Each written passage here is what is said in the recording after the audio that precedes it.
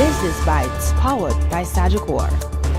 Hello, I'm Cody Barrett with your business updates for today.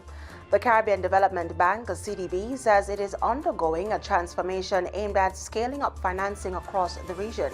CDB President Daniel Best says that the institution is pursuing what it describes as a comprehensive resource mobilization strategy to expand lending capacity, lower financing costs, and scale thematic financing initiatives. Best made the disclosure during the bank's annual news conference on Tuesday. We will launch a Euro medium-term note program, enabling up to US $1 billion in issuance over 3 years. This will lower the cost of capital and unlock the private investment our region needs to grow. And we are moving from a position of strength. Fitch recently reaffirmed our AA+ credit rating with a stable outlook, reflecting prudent risk management and strong capital adequacy.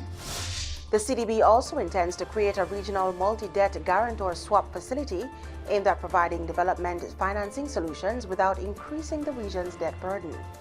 Essentially, we will buy down the debt of countries, provide much more concessional financing for our countries, right? For the debt that is currently on their books, and they determine what debt they want to put into this facility. However, the magic happens in that savings, because you had this debt that was pretty expensive, receiving that is markedly lower in terms of interest rate. What do you do with that savings? Well, with that savings, you actually undertake development projects. The proposed multi-guarantor debt swap facility would see the Caribbean Development Bank working alongside the Inter-American Development Bank, the CAF Development Bank of Latin America and the Caribbean, and the World Bank, among other development partners. And that's it for the Business Bites today. I'm Cody Barrett.